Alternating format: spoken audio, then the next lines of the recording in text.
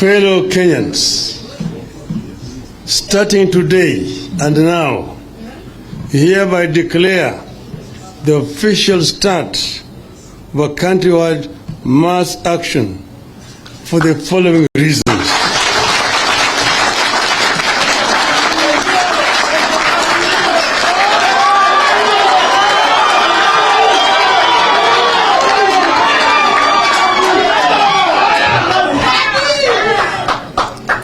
Number one, the high cost of living in Kenya, which is as a result of massive looting of the public resources and heartless withdrawal of subsidies to food, fuel, and education by the Kenya Kwanza regime in the middle of a drought and economic meltdown.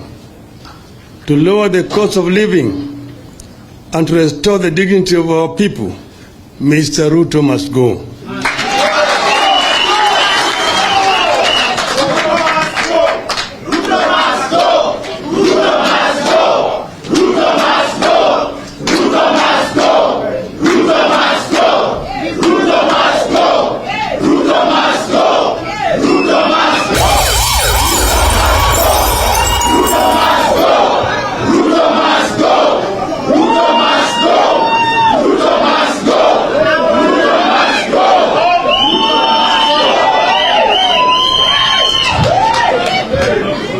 Number two, the overtaxation by this illegitimate regime is killing our businesses, impoverishing families, and damaging opportunities for investments. This must immediately stop for Kenya to economically recover. For this reason, Mr. Ruto must go.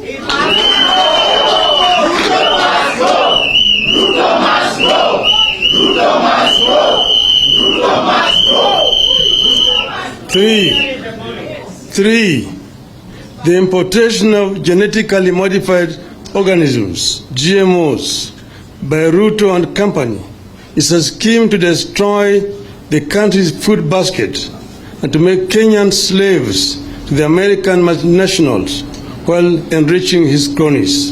For this reason, Ruto must go. Ruto must go. Ruto must go.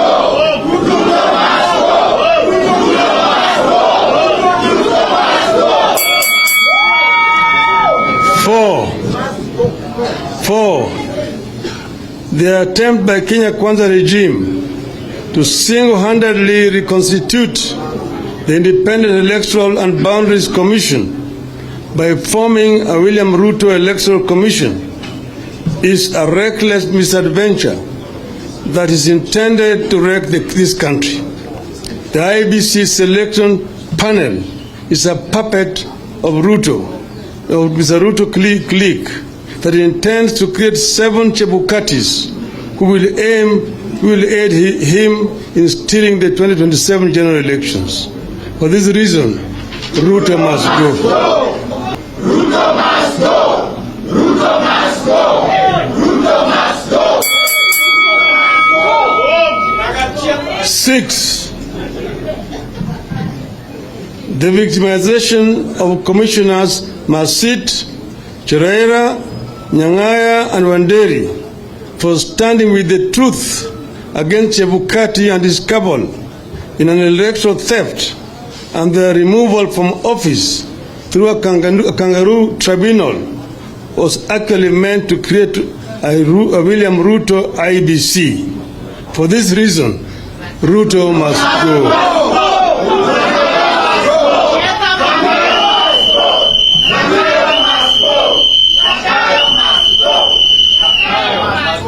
7, the contempt with which the Supreme Court treated the Azimio One Kenya presidential petition is the epitome of judicial thuggery. From the judge's subservient and unprofessional, physically biased remarks and the recent public dalliance with Ruto, the Supreme Court judges confirm Ruto's complete judicial capture. For this reason, Ruto must go.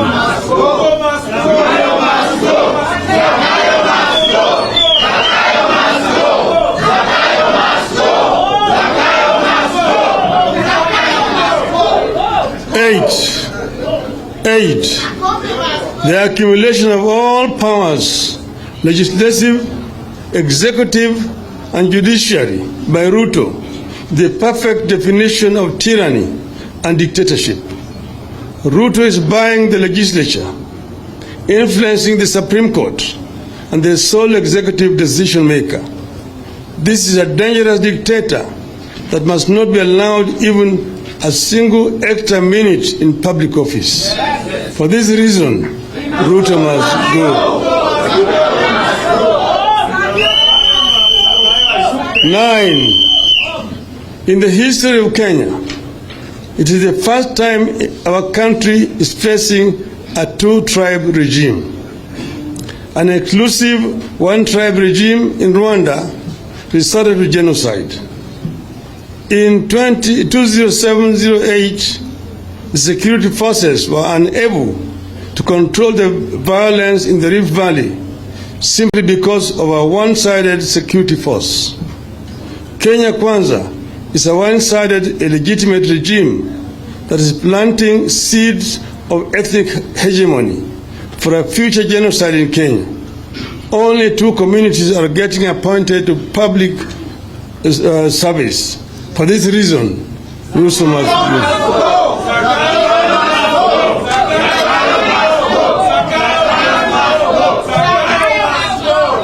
10.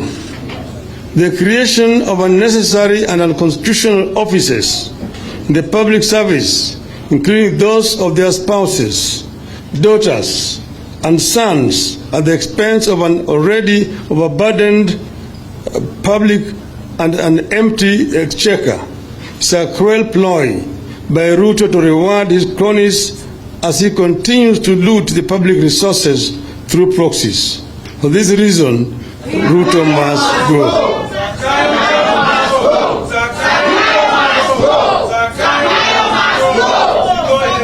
11. Kenya has experienced unparalleled religious harmony, which is the envy of the world. The attempt by Ruto to divide this country along religious and sectarian lines must stop. For this reason, Ruto must go.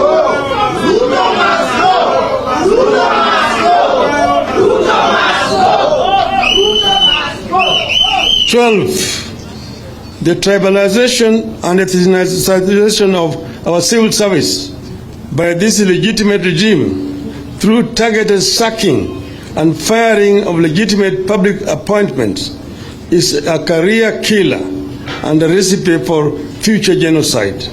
For this reason,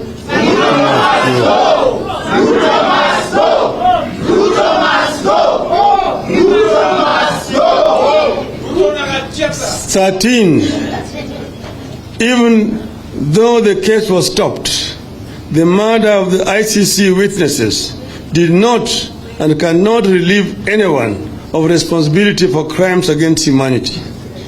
We know only too well what Ruto is capable of doing. Kenyans will never forget the painful murder of Yebei, Gicheru, and the burning of innocent children and women in a church in Kiambaa. Neither will we forget the deaths of Msando, Jacob Juma, Kenei, and others. For this reason,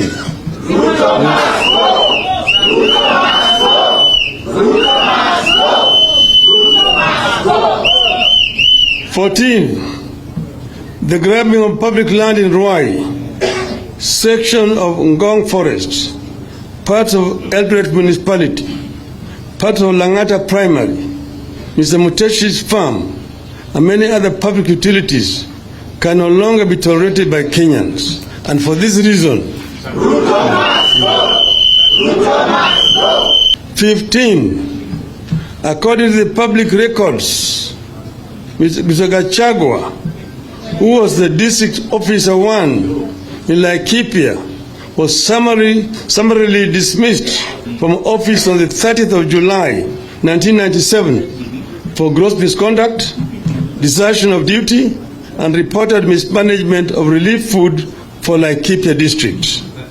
This is a clear show of unsuitability and incompetency. No wonder Gachagua has impudently alluded that Kenya is a company with shareholders whose resources are distributed discriminately on the basis of shares. Today, we begin telling Ruto and Gachagua that we indeed are the true shareholders in this country. All the people of Kenya are collectively shareholders in our country.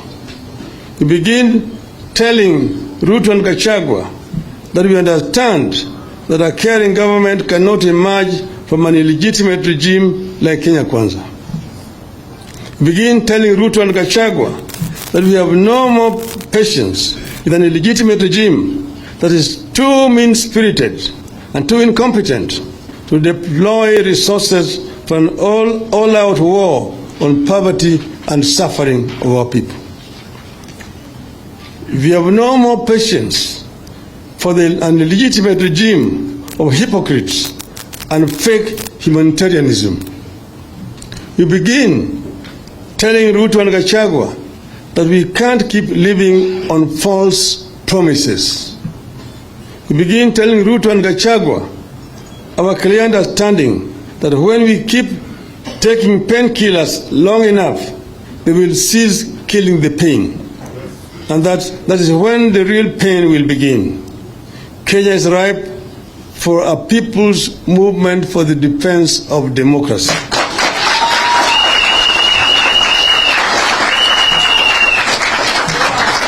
And the process begins today, here and now. Ruto must go.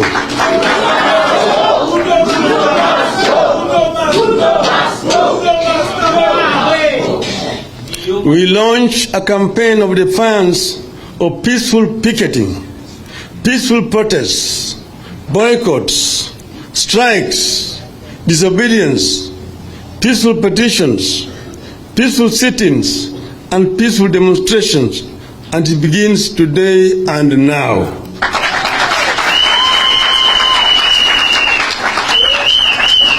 We also urge the victims of retrogressive policies of this illegitimate regime, including workers, doctors, teachers, nurses, lecturers, students, and the business community to join this political revolution and movement for change. We are stronger together. As your leaders, we commit to fight, resist, and defy this illegitimate regime side by side with you until our voices are heard and respected. We recognize that only through hardship and sacrifice can our cries be heard and acted on. We will be with you to the bitter end. It is action time. Let us all come out, wherever we are, to make our voices heard and respected. And after we have done that, wherever we are, in every corner of the country, we shall finally converge in Nairobi.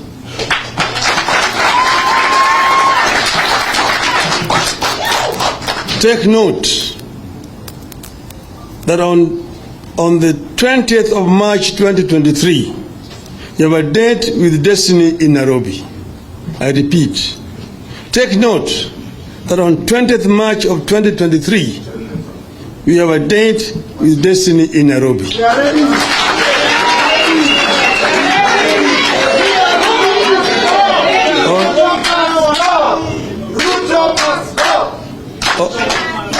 On that day, our supporters throughout the country shall stage a massive procession in Nairobi for a legitimate and inclusive government.